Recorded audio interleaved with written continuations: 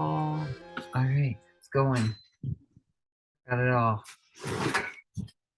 Ready? Take it away, Mitch. Well, I'm pretty overwhelmed by 3, 2 through 8. There's just a lot going on there. It feels like you could pick apart why it was choosing to single out each of the pairs that it does. We'll see more. Let's do it. Let's dig into it. I was saying I'm overwhelmed by it. Well, I know last time our rabbit trail began with a time to love and a time to hate. And then we went to Jacob and Esau country. And then we started to spin out a little bit. Yeah, and that's towards the end, right? Yeah, that's the last verse 8, I think. Yeah, but there's really, a lot of these, some of them just feel all right. Random. First one. He has made everything beautiful in its time. And so then that's verse 11. I remember saying that. And so then in verse 1, he says, to everything there is a season, a time for every purpose under heaven, a time to be born and a time to die. Thoughts? That one makes sense. That's a good place to start. It's like the bookends of life. Yeah, but that's like, when I was listening to did you listen to the Grail Country thing recently? The last one? Yeah, I was listening to them, and I think they've mentioned this before too, though, as they were talking just about modern medicine too, how it's like, how it's actually, not allowing people to die is actually pertaining, like, sustaining death. Like we just keep people alive in this like vegetable state or something. We don't recognize there is a time to die, and so we don't let people die well, sort of. And also, there's some contention over what constitutes being alive. So, is it brain activity? Is it a heartbeat? Is it X or Y? Yeah, I don't know. I mean, I think it's good. I love this one because I love the being aware of your mortality. Like I said, I think brings a lot of clarity to your life. The Psalm 39, Lord, make me to know my end, that I may see how frail I am. Gosh, I used to know it. I wish I could remember things. Lord, make me to know my end, and what is the measure of my days, that I may know how frail I am. Indeed, you have made my days as handbreadths, and age is nothing before you. Every man at his best state is but vapor. Yeah. So I don't know. And then it makes me think of Ecclesiastes. We haven't got there yet, but chapter 7. Yep. The beginning. This is the time under the sun. Although it makes me think too of what Craig was bringing out when we were having the conversation with Jed, when he brought up the prodigal. My son was. Did he say my son was dead, but now he's alive? Yeah. He did bring that up. Great. Yeah, that was a really good point. That's one else I could invite too, though. Jed might actually be free at the moment. I'll just send one out. Let's see. Nope, still not working. All right, I'm just gonna do that real quick. Sent. All right. But so there's the broader. What do you mean about that, though? Just to say that there's the broader picture of the bookends of your time under the sun, which makes the most sense, especially in the Ecclesiastes context. But that being born and dying can take on a number of meanings. That's true. I guess you're right, and it's probably good to at least have an awareness of all of them, because it kind of makes you think of there are people that know they're going to die and they just fall into nihilism, like let us eat and drink for tomorrow we die type thing. We're going to die anyway, let's just live it up while we're here. What does it matter? Yes, Solomon or the teacher takes that position at times. But what is the die daily thing? Paul says that I die daily. He does, right? If I fought with beasts at Ephesus or something like that. It's not weird. Funny that you don't get a be born again daily. You just get a die daily. Yeah, well, yeah, and that's like, and then Philippians. Again, a single instance? Is what? Is being born again a single instance? I don't know, man. Uh, sure doesn't feel like it.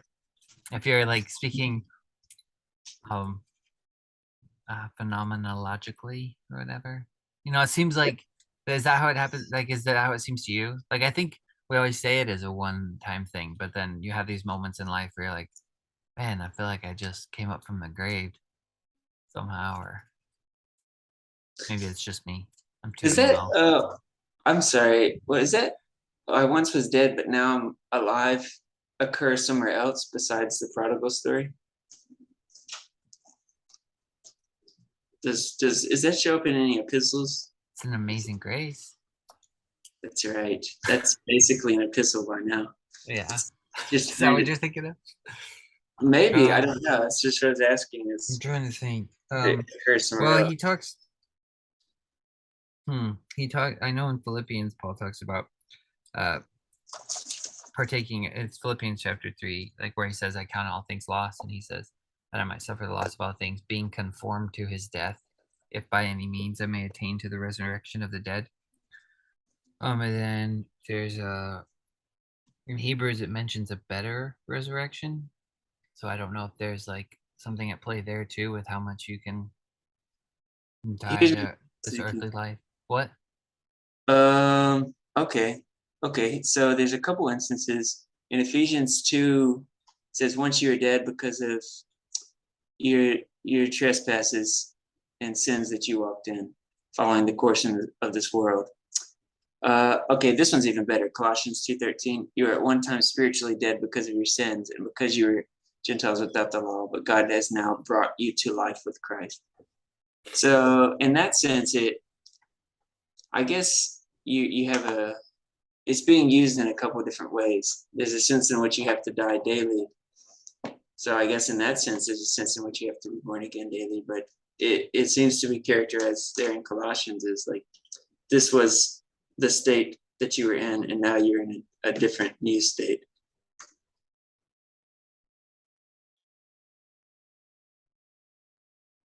I get it, I guess. So there's one, is what you're saying? Where there's like I guess I would just say there's a couple of different ways to think about it, or there's a couple of different ways that it's talked about. yeah, that's true. If I was once dead, then I don't have to die every day, do I? Well, there must be a sense in which I'm still um, Wrestling with the flesh and blood yeah. or something like that. Or I wrestling think with your it has to flesh. do with what we talked about with Christian uh, in the Hebrews. You've made everything subject to them, but we do not now see Cal's here. everything subject to them. Cal? What a What a nice treat. appearance. Guest appearance here. I haven't even looked at the Signal app today, so I have no idea what's been going on in there. It hasn't been a whole lot today. Yeah. Lori's gonna be so jealous. Why? Because Cal's here. Does Lori, your wife, right? does That she you like? don't talk to because she's not Cal. That Oh, she made that comment. yeah. Not um, Cal enough for you. Not Cal enough for the Cow Club. yeah. Well, in Hebrews it talks about Jesus too, the suffering of death crowned with glory and honor. Um, so yeah, I think you're right to say there's like, yeah, there's different, I don't know, there's different deaths and different ways of looking at it. Well, in any case, there's a time to be born and there's a time to die. There's no two ways about it. I don't know what he's doing. Cal, Maybe his signal, he's just maybe creeping. his Wi-Fi is having a hard time. With the audio it's still lingering. It's just awkward because I don't know if he can hear us. Hey, when Cal gets on, ask him why there's a time to plant and a time to uproot. A time to plant and a time to pluck. Time to, what did you say? A time to sow and a time to reap. Got any ideas on the next one? Time to plant.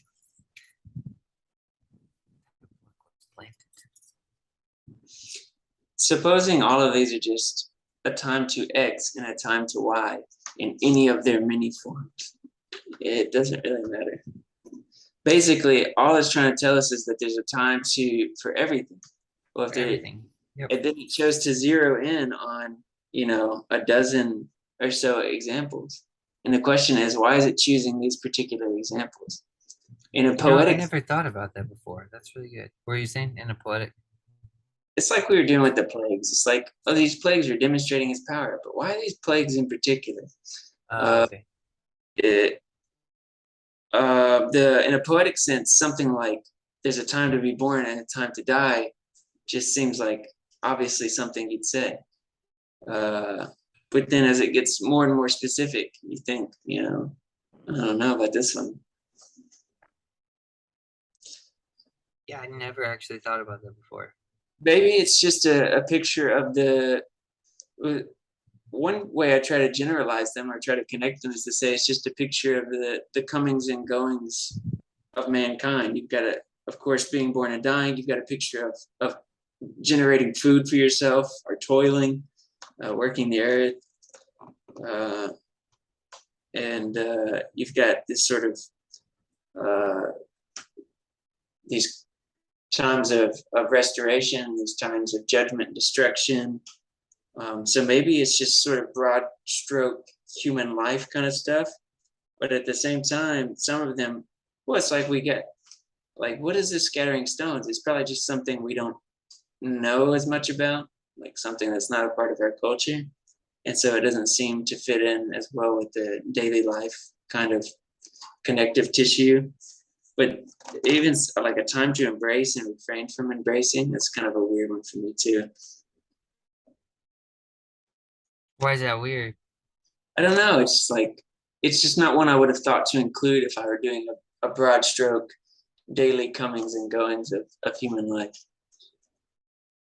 A time to keep and a time to throw away seems very similar as well. Yeah, To that one's embrace weird. and refrain from embracing. I like a time to keep and a time to throw away because it makes me think of our conversation about forgetting. It's like there's a time to remember this and then a time to like forget the past. That's interesting. And what's the embrace and refrain from embracing? Why does that strike But you you as know, you know what? Okay, so now I'm thinking about it in sort of a mental kind of landscape that makes me think of ideas. Like sometimes I should embrace an idea, or sometimes I should say, this. I'm not going to welcome in this, or maybe sometimes I should embrace a person, or not, like not embrace them as in like a literal hug, but like say this is someone that I welcome into my fold. Like this is someone that you know. yeah, If I think of it as embracing ideas, it's not as strange, I guess. What does yours say, by the way? Does yours say embrace? mine says embrace, yeah. I haven't looked up like the Hebrew on that though. But Yeah, that would be interesting. Well, I like a time to search and a time to give up because it really um, serves my Christian nihilism thing well. what? And Some, there's a time to give up. sometimes you give up. You say Wait, what that's is that? What, a time to search? a time to search and a time to give up. Verse 6. Verse 6. Oh, wait, mine says a time to gain and a time to lose, a time to keep and a time to throw away. That's my verse 6. A time to, yeah, okay, time to gain and time to lose. That's interesting. Gain and Search. you seem kind of different, so that's weird. Yeah, that is. Seems, yeah, that's odd. Hmm. Uh, uh, I could think of it as like I'm mining, or maybe like I'm painting for gold here. Like the search is for gain sake. I'm hunting for gain. So And a time to yours sounds like that because then there's a time to give up, like a time to stop. That almost sounds like searching again. Yeah, time to search and a time I'm to trying to give up, see how the searching and the gaining can connect in some way. a time to gain and a time to lose. Hmm. Yeah, I don't know. Like gain ground and lose ground makes me think what my when the way mine's translated. Do Maybe. we take these with us into our lives and we'd say, is this a time to be searching or is this a time to lose? Is this a time? Is this a time I should be embracing? Is this a time I should be refraining from embracing? how do you act in the world if you're always asking that question? How could you Um, ever figure that out? yeah, I wouldn't know. I think you could. As far as I can tell, this is something I shouldn't embrace. This is something I should give up looking for. This is something I should oh great, kill. No. Hmm. Can you think of moments in your life where you've thought about that? Like, wait, the second thing you said, I should give up looking for. Yeah, so let me try to give an example. One that I would think of is there's an idea of people thinking about your purpose, like your destiny, like something you are destined to do. Okay. Yeah. I think I know enough people who have said, I looked for my purpose and I found it. Like I found what I was meant to do and I know this is it. Like everything tracked. And then Yeah. I know of people who would say, I'm just doing, what I'm doing. I've chosen a path and I'm living it. I don't know if it's like what I'm supposed to do. So I think if you're or maybe you were looking for your purpose in life, you could look for that forever in theory, and you may or may not find it, whatever that means. So you might say, is this something that I should search for, or is this something I should give up on and just act, behave, live, choose? Do you think there's a time to give up on that though? On something like that? But Yes, I I guess do. I could think of really, really practical examples where it's like, You might say a soulmate. I'm looking for my soulmate. Okay. Should you go on looking for your soulmate, or should you get hitched? oh, I see what you're saying.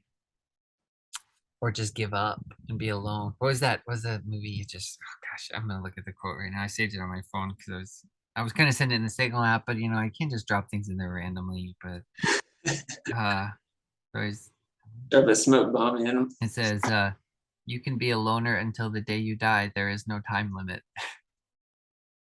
I don't Yeah, know why. yeah, I don't know why I thought that was funny.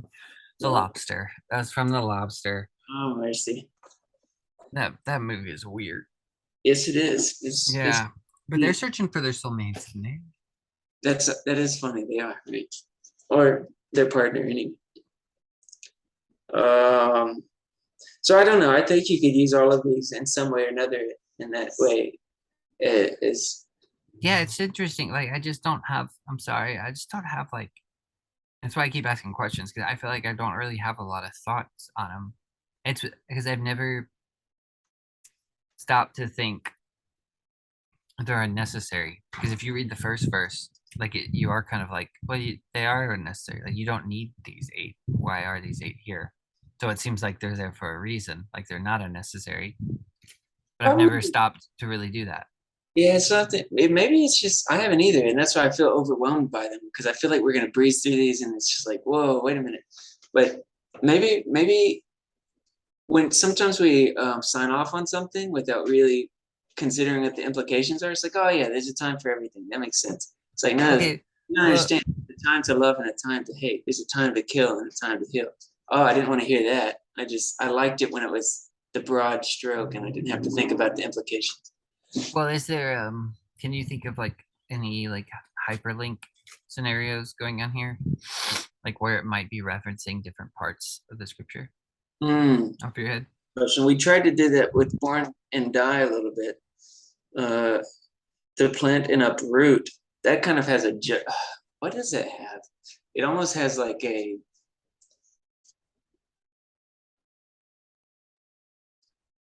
no, I you mean, wouldn't know what the time to uproot would be. It makes me think of what does it make you think of? well, it makes me think of God saying he's gonna plant Israel like a vine and stuff like that. And then um yeah, like let me think. Let me see. Ezekiel, he Oh, gives the a wheat and tares. It's like you don't uproot them now. Like there's going to be a time when they get uprooted, when somebody's going to be actually able to sort between them. But the time to uproot is not now. the eagle and the vine. There was a great eagle with large wings and long pinions, full of feathers in various colors. It came to Lebanon and took from the cedar the highest branch. He cropped off its topmost young twig and carried it to a land of trade.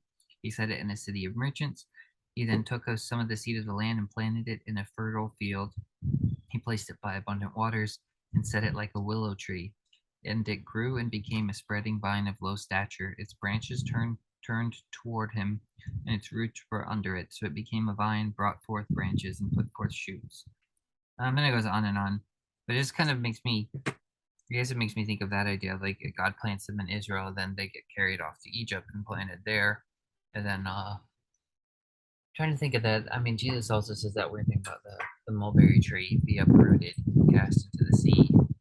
I don't know, when something's uprooted though, it makes you think more of this is talking about it crops off a portion of it and plants it. But when something's completely uprooted, it makes you think like it's gone. Yeah, I think of judgment when I think it, but it seemed like what you're saying made me think, oh, like Abraham uprooted his family and his household in obedience.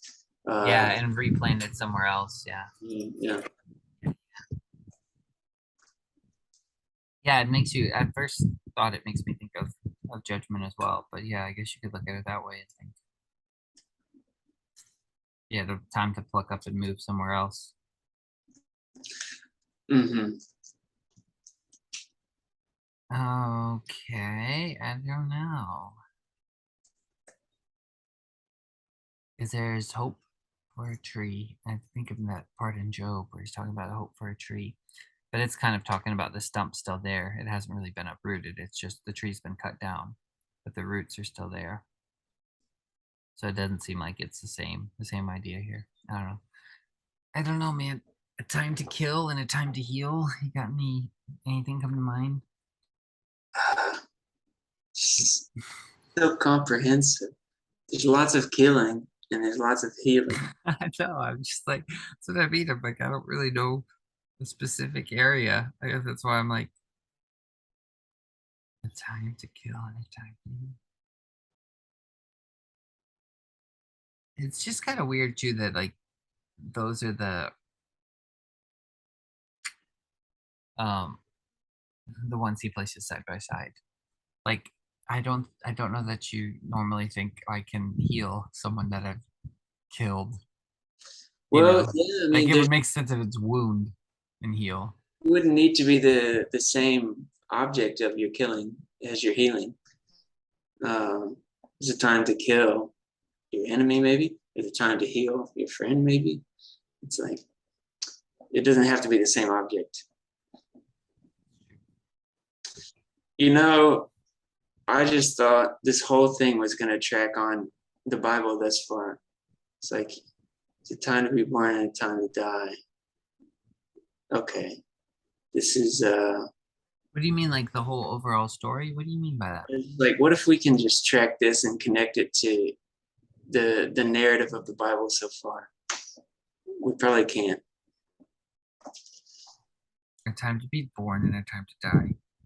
But I don't know what you mean, like tracking down the whole narrative of the Bible so far. Like in order, like in chronological order of how these are speaking, or because I think you can. That's what I was dreaming of. If anybody can, you can do. I don't know that I can.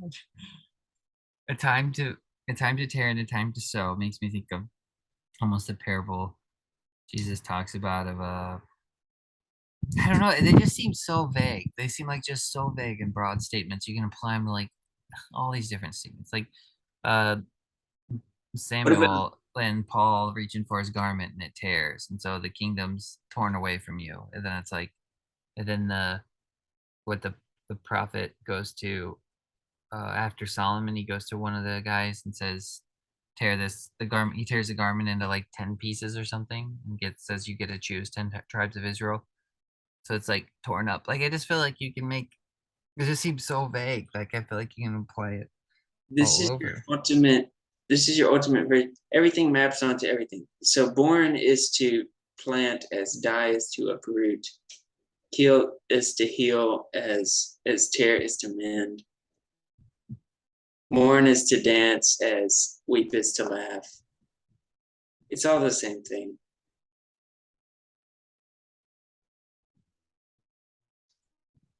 Being and laughing, you know. I don't know, man. Isn't I don't have anything. I'm sorry. It's just I wish I don't want like it's weird. Like I don't want to skip over it either, but I'm just like I don't know what else to do with it. I think I think we've mussed around in it sufficiently. We're gonna have to live our lives and come back with our findings along the while.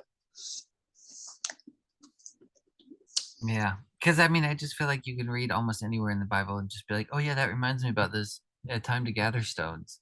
Dude, I know Like, exactly why we're hitting the wall right here. It's because we didn't pray when we started. oh yeah. Okay. All right. You want me to do that, or did I don't know if you did that last time. I'll do it this time. All right. Oh Lord, we thank you for your word and for this fellowship we get to have together and enjoying reading it and thinking about it and trying to understand what it might mean for us. Help us to do that. Amen. Oh, it's so clear to me now. I understand. Nice. Good. Good. So we actually did read 9 through 14, but I guess we better read it again. All right. Go for it. Or you want me to? I'll do it this time. You did it Okay. last. What do workers gain from their toil? Or maybe I did it. I don't remember. I have seen the burden God has laid on the human race. He's made everything beautiful in its time. He's also set eternity in the human heart, yet no one can fathom what God has done from beginning to end. I know there's nothing better for people to be happy and do good while they live, that each of them may eat and drink and find satisfaction in all their toil. This is the gift of God. I know that everything God does will endure forever. Nothing can be added to it, nothing taken away from it. God does it so that people will fear him. That's weird, right? God does it so that people will fear him. 14 freaks me out. Everything God does will endure forever. Nothing can be added to it and nothing taken from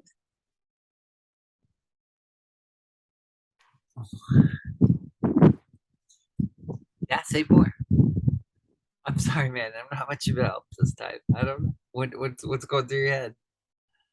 Okay. My okay. So right before that, it's no one can fathom what God has done from beginning to end. Does that mean God has already done everything that is from the beginning to the end? It's making me think of the novel, the incomplete, insufficient novel analogy I like to say. That the novel, God has written the novel, that's the sub-reality that we're in. And no one can fathom what he's done beginning to end because we're in it somewhere. We're on page 87 or something. But it's this book, this novel, that's our reality is going to endure forever, and nobody can add to it or take away from it. It is finished.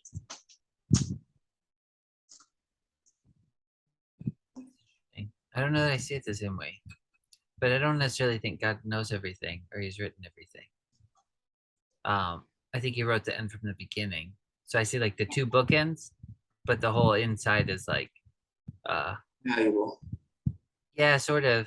And so you can't really escape the two bookends, but the whole inside of the book is like happening according to the patterns he set up in like Genesis or something like that. And so, but then you have free will involved too. But it's like I don't think you can ultimately escape the patterns he set within the bounds of creation.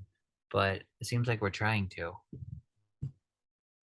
Is that what the adding to it and taking from it would be? You think maybe like Trying trying to. to go beyond heavens and earth or something, or I don't know.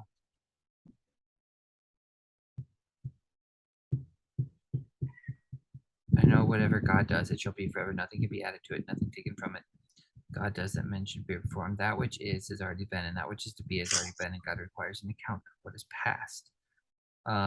This is insane. Whatever is has already been, and what will be has been before. And God will call the past to account. Jesus That said that can work in your pattern formula. that doesn't. It does, I think. Oh yeah, yeah. That's kind of how it. it seems to me, because he said, like in Genesis, there's 7 days, then he rests on the seventh day. And then Jesus makes this weird statement and says, "Until now, my Father has been working, and I have been working." So I'm like, what the heck? Like, I'm still not quite sure what to do with that, but it seems like he spoke the end from the beginning, and then it's just like, here's the patterns, here's my words. My words are living, and they just create and go on a pattern and a cycle, and I don't know. You don't know? Yeah, You know, like you're saying something very interesting. I've heard that's you all I guys got. this idea where, and I think I've even heard it before. The idea then is that creation was like Calvary, or what is this idea? That all things came through the cross. Or the cross is the sixth day of creation or something. Oh, I don't know if I've heard that. That's interesting though. Where God makes man in His image. That's fun.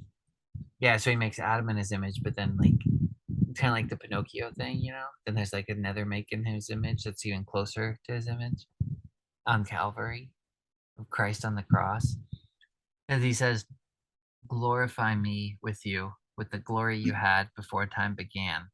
And then God nails him to a tree. It's like, is that's the glory of through the suffering of death, crowned with glory and honor, or something like that. That's interesting. I haven't heard it as the sixth day. I've always heard it more of like, I thought you said that. I I don't. did. Oh, I I mean, thought maybe that I think that might work, where he says, "God made man in His image, in the image of God He made him, male and female He made him." So you could see that maybe as God's making man in His image, because Christ is reflecting His image. Um, you could see it that way, but then made man the perfect. it's like I think it's hard to get at, because I'm like, what does it say in Colossians? The He is the image of the invisible God, the firstborn over all creation. For by Him all things were created that are in heaven and that are on earth, visible and invisible, whether thrones or dominions or principalities or powers. All things were created through Him and for Him, and He is before all things, and in Him all things consist. And He is the head of the body, the church, uh, the church, who is the beginning, the firstborn from the dead, that in all things He may have the preeminence. So yeah, I Is think it's Christ is the the church preeminence. is the firstborn of the dead? What Does it say the church is the firstborn it of the says dead? it says the church, comma, who is the beginning. But I think it's still referring to Christ there, who is the beginning. I don't think it's necessarily the same. But then the church, I mean, if the church is eventually married to him, I guess it's kind of, you kind of get into similar things where she is the body, or supposed to be the body. But yeah, so I think it's like uh the the action. I shouldn't say the symbol, because I feel like that doesn't get at it. I feel like symbol is kind of losing its oomph these days anyway. This is maybe so overused, but I guess like the action of Christ on the cross, what that actually um, means, um, is like that action of that self-sacrificial love was like, I don't want to say thought of, but it's like it was instantiate, like it was there in the heavens. This thing in the heavens, this idea, is what all creation is built off of this self-sacrificial giving on the cross. This Yeah, it talks about the ideal becoming the martyr. It's like everything is aiming towards this ideal, and this ideal is dying of itself that other things may live, and so all things are going through that. Um, and that is the lamb slain before the foundation of the world. The perfect, spotless lamb is always slain before the foundation of the world. And then you have, in the beginning, God made the heavens and the earth. And then in John, the Gospel of John, they pierce his side, and blood and water come out. Like the blue and the red come out, like the heavens and the earth. The lamb slain before the foundation of the world. Yeah, but what does that mean, man? That's just crazy. Like you don't really hear about it. Like you hear people quote it, and you're like, if you stop and think, you're like, what does this mean? That's so weird. What is the foundation of the world? Uh, it's stability, what it's built upon, right? That's to me what it makes it think. It's like the cornerstone that everything. It's the bedrock. So it's which would be rock bottom, right? So when you hit rock bottom, you got nothing but Jesus. All right, lamb is slain, and then foundation of the world. What is this? What is? I know the lamb got slain here. What happened here? Oh, before the foundation of the world. Foundation was laid, and what is the foundation? What is it referring to? I thought it was kind of referring to the same thing, but maybe it's not. The lamb was slain, but yeah, it does say before. Um, but I thought that it kind of was the foundation of the world. That the lamb being slain was the foundation. But I don't know why I always jumbled those two together. What's going on in your head? What do you think it is? Is the quote in fact the lamb who was slain before the foundation of the world? I'll Google it because I don't know where it says that. Um, Google, leave the site. Where yeah, it's coming up. It's, Revelation 13:8. It's Revelation. Oh man, we should just toss that out. Getting too crazy. What are we doing here? I know. All inhabitants of the earth will worship the beast, all whose names have not been written in the Lamb's book of life, the Lamb who was slain from the creation of the world. What does yours say? Oh, mine probably says before the foundation. I think King Either way, James it's said still kind of strange. from the foundation of the world. I mean, I think it's like that whole part in Colossians, I think is kind of saying what I attempt to say, and I probably fail at it when I'm like, everything exists by Christ. Like everything is like even the like when we were talking about King Daisy and the flower, it's like this is the pattern of Christ, and it's Yes, of course, but it's like it's all at once, right? It's all at once. Um, what do you mean by that? It's all at once. What do you mean? so, it's me trying to wrap my head around the thing that you don't remember saying that I think you said, but it's I'll deny it. No, I'm just kidding. we've got it on record somewhere. I'm That's sure it the is. long and true. He was in the beginning. Through him, all things were made. So the Lamb who was slain from the creation of the world. Okay. So yeah, it really does seem to tie the creation of the world to the lambs being slain. Mm-hmm. And so, what are you telling me? What I mean, I thought that's what I just said. Like he had to be slain. What do you think that means? I mean, he had to be the idea of that. That's how the world exists. Like the king becomes the martyr. The ideal gives of itself in order for the creation. Like the I almost said the father dies for the son.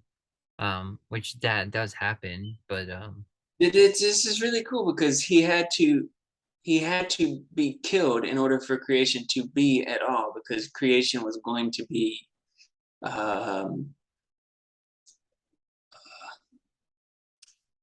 sinful. yeah, and you in order it's like in order to prepare okay, in order to love something, you have to create something that has like free will, right? Otherwise you're forcing it to love you, I guess, in a way. I'm not So, sure but about then in that. order to give it a free will, like you have to at least prepare for that thing to transgress. And then if you're preparing for it, you establish something like forgiveness, which is almost establishing the death of God. Because if God is truth, if he's the ideal and he's unchanging, it's like you are taking that truth and saying, what can we forgive? Like that movie you quote. It's like can we set aside this ideal and let this thing exist, um and not destroy. When I say kill, it's like you don't destroy the ideal, like it remains. It's just like it always remains and it always calls you to it, but it's like you are, gosh, I don't know how to describe it. It's just like because forgiveness isn't the death of truth, but it's just kind of this, I don't know. I don't have the right language for it, I guess, but does that make sense? Make more sense of it, Mitch. Whatever. I don't think I can. I'm starting to feel it a little bit, but yes, yes. In order to create, Like so if I'm trying to think, like, so if can we pull it into a family level? Like if you're gonna have a son, you um you kind of, in a way, I don't know that you'd want him to be exactly like you, because then he'd just be a weird little replica or duplicate, you know? And so you want him to be different in a way. But then you have to forgive those differences.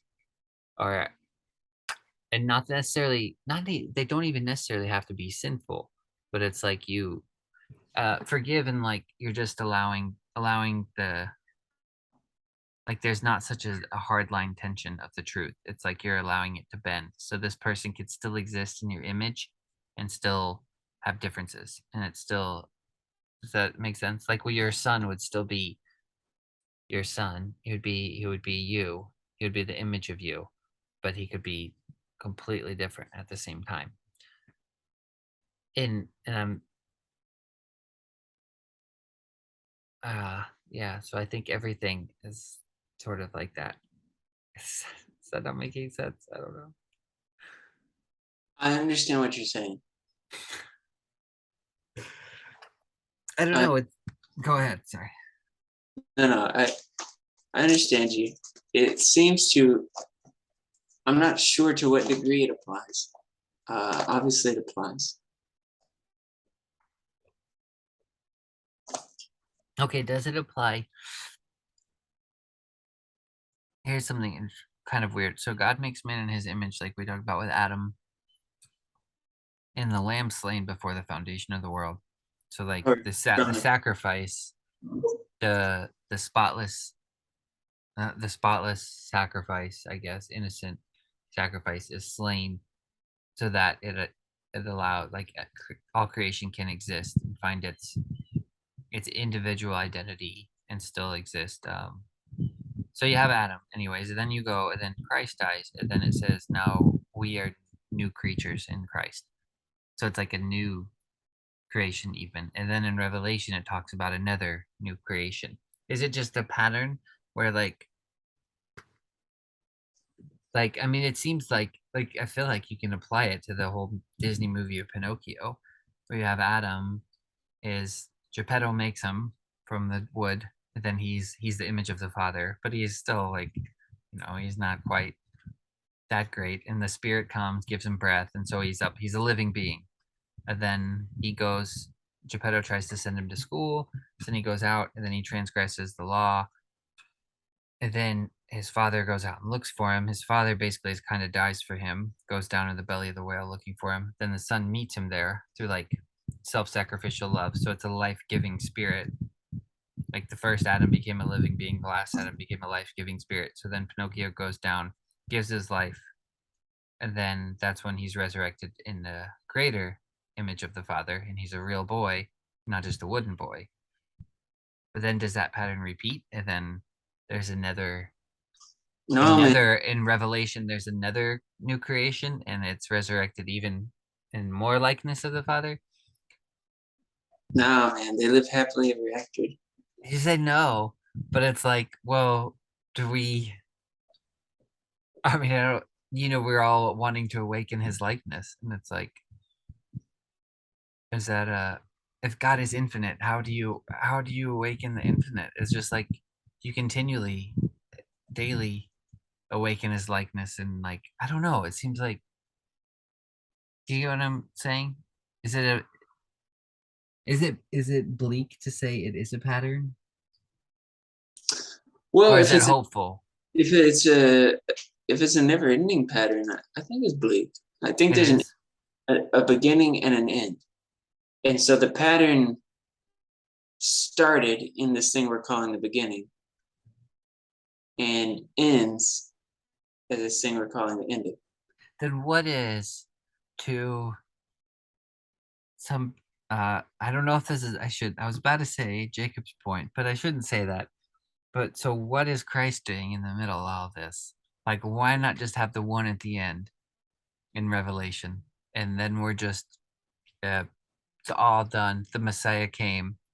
Like why have this Messiah in the middle and then await another new like here's the creation, the heavens and the earth. Here's the new heavens and the new earth in Christ. You are a new creature in Christ Jesus. And then here's a new heavens and the new earth in Revelation at the end. Like, why not? Like, why is this?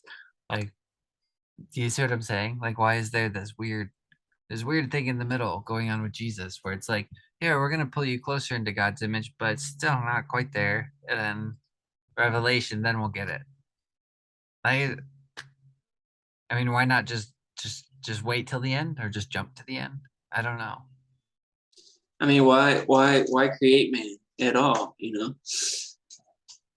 That's it. Well, that's not what I'm asking. Or why not just make him perfect in the beginning? Or I guess you could say he did. yeah. Well, if he did, then why was he slain from the beginning?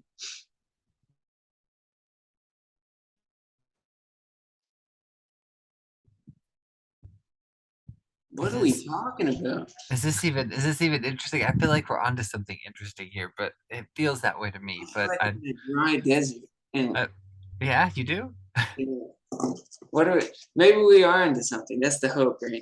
So, We definitely haven't progressed in Ecclesiastes, but we're well, we're on this very gobsmacking part about that uh which is he has that done from the beginning, and what he does will endure forever, and nothing can be added to it or taken away from it. And how to understand that.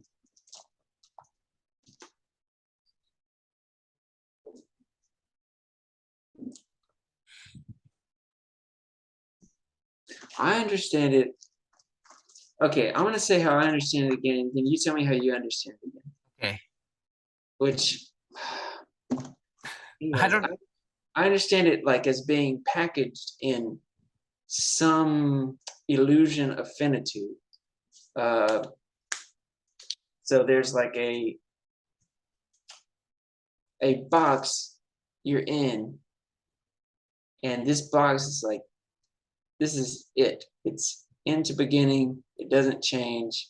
You're somewhere in it, and one day you're out of it, and you have a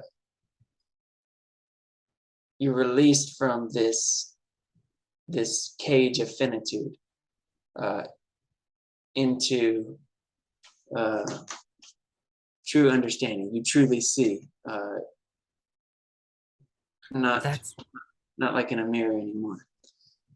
but isn't that just Gnosticism? What's Gnosticism?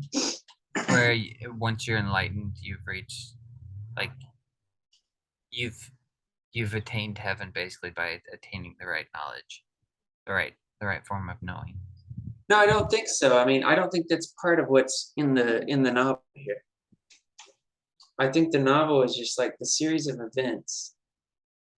Weirdly, in a meta way, we have some insight into the novel, despite being characters in it. The characters are aware that they're in a novel because they've been written that way, and they're aware that one day the novel will end because they've been written to be aware of that.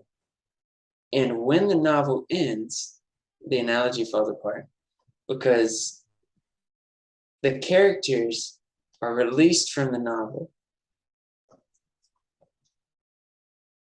How can you even conceptualize of that? How are you ever released from the narrative? Yeah, Is that being released in a nihilism? Like what is that? no, to be released from the narrative is to no longer be shackled by the illusion of finitude, the the limited perspective that you're trapped in, and for your hope to be made sight. And for your hope to be made what? Sight. The thing that's contained in the novel, the little scrappings of the fact that we're in a novel, are like lying around in the world of the novel. And when we get this, we say there is something beyond this novel. And even when the novel ends, you transcend. That was embarrassing. Now you tell me how you understand Why it. is that embarrassing? It just is. No, I'm in it was pain. good. I'm in actual pain. I don't From, think I've prayed hard enough. from snapping your finger? I thought it was good. I actually didn't think anything of it until you said it was embarrassing. Um, yeah, I don't know. I don't know. That's How interesting. you rationalize these verses? You're talking about something with a pattern. Yeah, it's just if God, if he actually is his word, then and his word creates the novel, the narrative, then I guess I mean I could see how you escape the finitude of it, but I don't know how you escape the narrative. Does that make sense? Like I Uh, don't. yeah, I think everything changes. Everything fundamentally changes. The same patterns don't repeat into infinitude. The pattern changes. There's a new pattern. What is that though? Like what? Then why should I even care about this life at all? It's like what's the point of trying to understand anything if he's just going to change it all? It's like this is just Well, absolutely nothing's going to futile. be added to it or taken from. No, no, it's better. It's better. It's better. But how? Like what? Why? What would cause me to even think that? Because you were told that. Okay, cool. Huh? So okay, cool, cool. All right, we What should do you, get back into the text. What? what is your conceptualization? Um,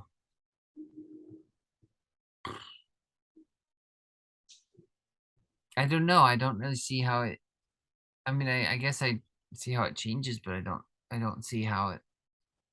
I mean, I don't know what any of it's gonna look like, but it seems like it's the the new heavens and the new earth, the new creation is like it's something to do with like a revelation and an unveiling and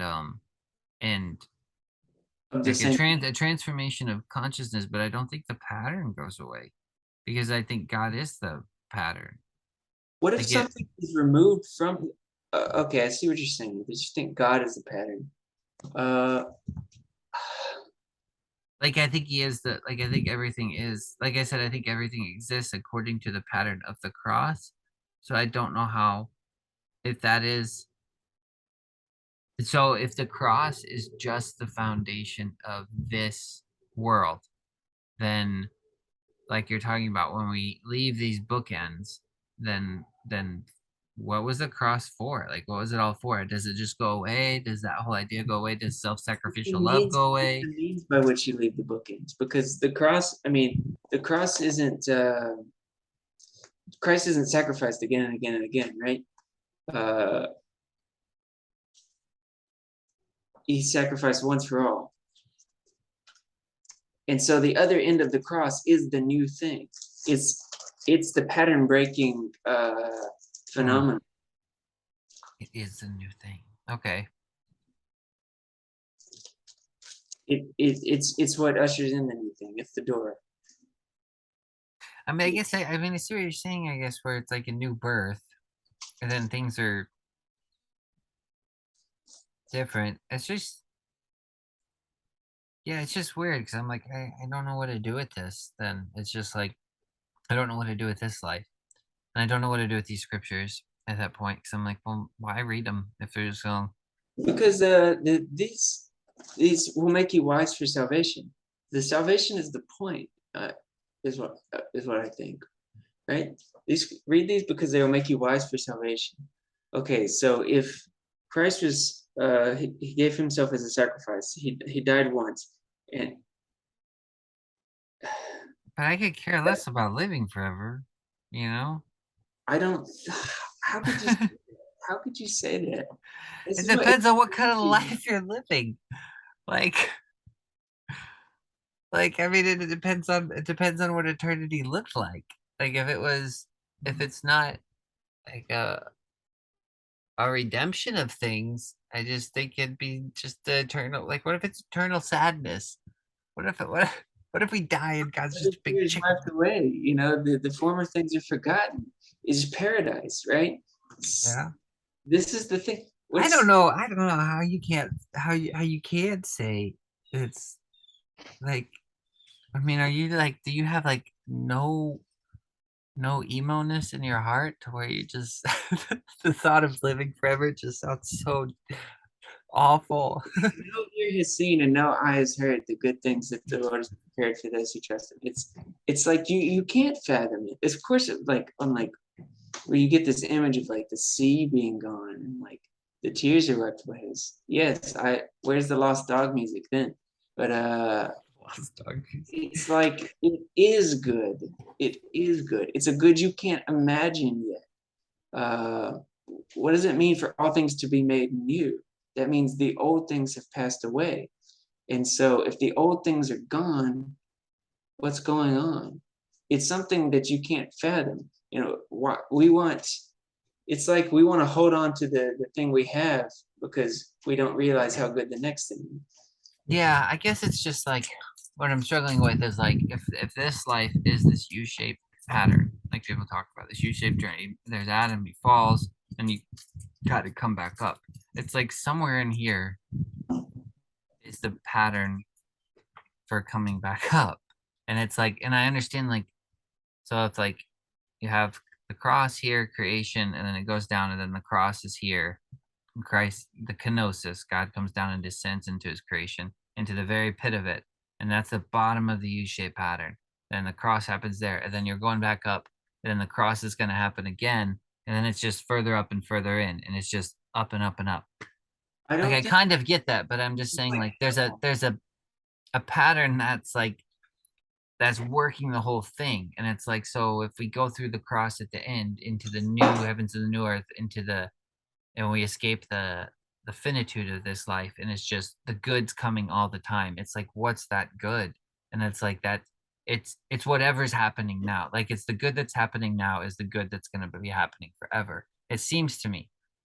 Like I don't think it would change. Like I don't think like I'm not saying Christ would have to die all the time, but it's just like whatever that means of whatever God worked through Christ in the earth to like to bring the to start the U-shaped journey back up. It's like that seems to be that action that Christ embodied is what carries you up further and further up and further in. and what was worked through that event was the eradication of sin, yeah. It's like the eradication of the bad. Yeah, And yeah. we don't want to dip back into the bad again.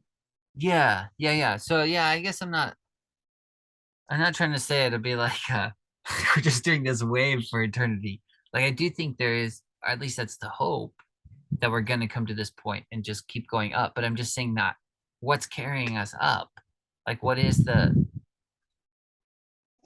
I don't know, it's gosh, it's hard to conceptualize, it's hard to escape too. Just the idea of um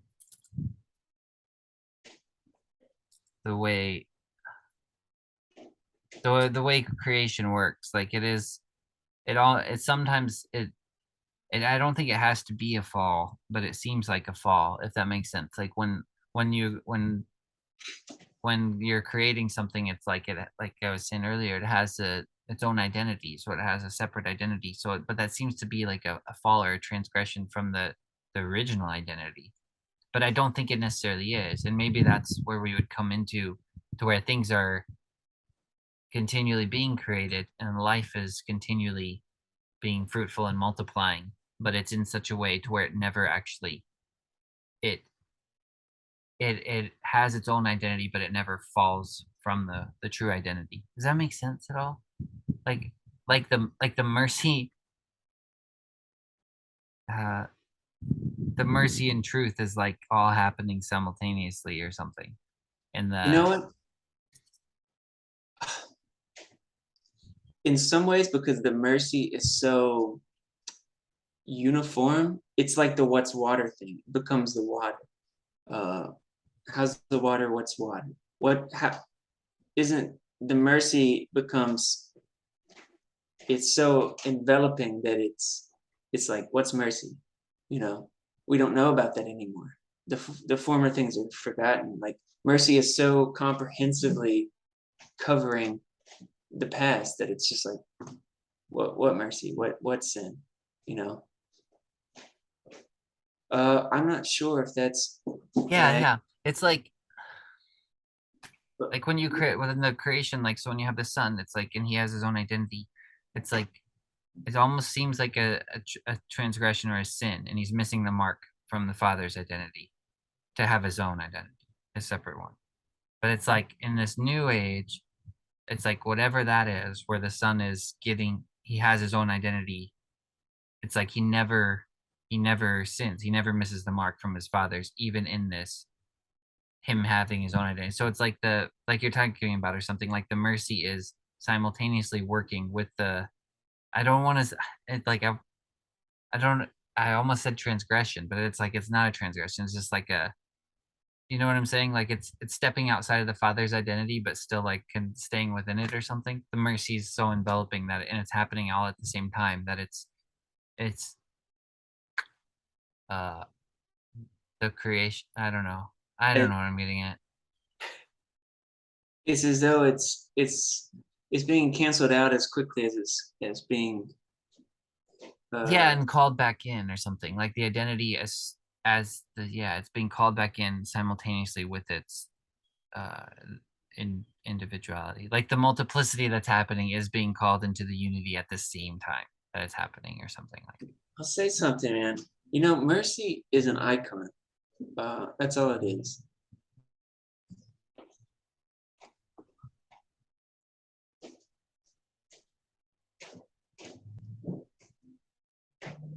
Can you say more about that? Oh, That's it. Mercy is an icon. An icon. What do you mean by that? you don't think iconically, man. I don't, man. I need to do more of that iconic thinking, mosaic thinking too. Need some of that. What do you mean by that? Do you okay? Wait, I got a question for you too. Do you think of when you think of mercy, do you think of like just forgiveness mostly, or do you think of forgiveness a branch like off from mercy? Um, yeah, I guess I think of forgiveness mostly. I think that's a lot of people's. I don't know. That's the way I think of it. I think of just like rain, just like almost like loving kindnesses or something. Like because Yeah. everything is a mercy. Like God's breath is a mercy. So I think of But like, and you don't, it's and that's not mercy it. only because there's something fractured in you. So in that way, it's a kind of forgiveness. Yeah, yeah. I mean, I do think it is forgiveness is included in mercy for It wouldn't be sure. merciful if you deserved it, I suppose. Yeah, yeah. I guess they're always undeserving because even the breath you don't deserve the breath. Right. But I don't think it's necessarily God giving you breath is necessarily a forgiveness, but it is a um. I don't know. It's just interesting because I feel like some people when they hear the word mercy, they think of flattery or something. Like, oh, this person did this, so you just I'm uh surprised. I know you said this before, but I don't see that very often. oh, But that's good then. I don't know. That's good. Maybe it's not as often as I think. Or they but think of mercy as like justice isn't being done. We're setting aside justice. And it's like mercy is justice. So I don't know. I think of mercy as setting aside justice. You do? Yeah. Or it's setting aside judgment. I would think of those synonymously. Really? See, I don't think of that at all. I think of mercy as it could include the judgment. Um, and it could include the because you could be merciful to spank a child, you know, but But instead of but to, it also includes the forgiveness. Like it can't. prevent a higher judgment. In it, mercy is always preventing judgment. Mercy triumphs over judgment. That verse does come to mind. Yeah, you would hope so, I guess. That mercy would prevent judgment. But But I mercy, don't think that that mercy is means. a, Sorry, go ahead. I'm sorry, actually, you should go ahead. No, go. I You're was just gonna being say. merciful right now. No, I'm not. I'm not. Um, Do it. Say it. what I meant, I think by mercy is an icon, and I don't know. Yeah, mercy is. I'm very. Mercy is a means to an end. It's mercy endures forever, right? Mercy is not the highest thing. It's a means to an end. It's a means to an end. But if you're looking at mercy just in the as in loving kindnesses, like where he says, God is merciful to the just and the unjust. He makes it rain on the just and the unjust. Um, does that still work when you say it's a means to an end? hmm Are those the bookends?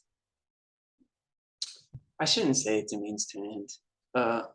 I don't think I have a problem with it. I'm just curious. There's a way in which it's true, but it is a part of God's character to be merciful. But He's merciful to us to a higher end. It's not mercy for mercy's sake. It's mercy so that you'll be merciful, right? No, I Wait, mean you will be merciful. You must be, but it's not mercy for mercy's sake. Mercy is His means to saving you. wait, for His mercy, reconciliation, right? His mercy is saving you. Wait, but you have to have that for creation, right? Uh, it seems to be the case, Because if and the yeah, it seems to be the case, yeah. And but that's why I guess what I'm getting at is that's why I don't think the pattern repeats forever. I think the pattern is mercifully broken in time. like, well, that's why I was wondering if it's like if the pattern is just it's not like a chronological pattern anymore, but the pattern just the words his mercy endures forever is just there, and so it's like every once you go through into the eschaton, every new creation, every new form of life is already per like the womb of mercy. It's like it's never necessarily leaves that or something. I don't. I'm trying to. Gosh, I can't even Yeah, get I the right think so. language I for think it. so. It Like, endures forever. It's the water you're in. It's your yeah. reality. It's such a reality that that you don't even talk about. It's not even worth mentioning. It's Okay. Well, so down here at this point of Christ, where Christ dies, it's like there seems to be this when you come to Christ and you like Christ came into the world to save sinners, of whom I'm chief. So there's like this realization or revelation of just like, well, I need a savior. Like I need God's mercy. And so it's like you receive that mercy, then that in turn makes you a more merciful person. And so then all the things that are different from you, all the rest of creation that isn't in your categories, even if it's falling outside of the truth, you're still kind of having this like, well, let's not damn it. Like let's still like I'm more merciful because like my heart's more tender.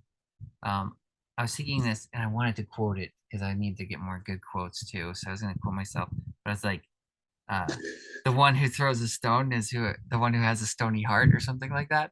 I was just thinking like this. So like when your heart is like turned into a heart of flesh, then like through you're just like the more mercy you're receiving, the more realization you have of being the chief of all sinners, the more loving you are. He who's forgiven much loves much. So then at this point of the new heavens and new earth, there's like this just this such like this explosion of this like just revelation and realization of just how freaking awful we are. I don't know if that's not the right way to put it, but there's just this extreme revelation of God's mercy and how badly we need it and how badly we need a savior, like even more so than that Christ at the cross. Like whatever happened at the cross just like repeats in such a extraordinary way that all creation is pushed through it. And then from there, it's like that that love through that love and that mercy that it came through that revelation, like everything created from there on after is like immediately um it's all happening at once at that point. Every time I keep trying to like say the same thing and I keep just failing at every attempt to get at it. Dude, we're closing in, man. We're closing in. So this I just had a thought when you did the mercy endures for everything. The thought that I'm having is this. Well, sometimes Cal will always bring up that all not meaning all thing, that sort of the double standard of well, he sees it as a double standard for people who aren't universalists, I think. People who aren't what? Oh, universalists. Yeah, because he said that people who aren't universalists will say that all doesn't mean all. Right. And so I think that all can mean different things in different contexts. So sometimes we talk about that, but Kyle's it's gonna like, spank you. well, yes, and forever means forever. Forever means different things in different contexts too, or that seems to be the argument of the universalists, correct? And then I was thinking to die, death means different things in different contexts. Like you're talking about like death total, or you're talking about death like in this life. Like there's a couple of different deaths going on. How many So deaths are there? I wondered if his mercy enduring forever was something that occurs under the sun.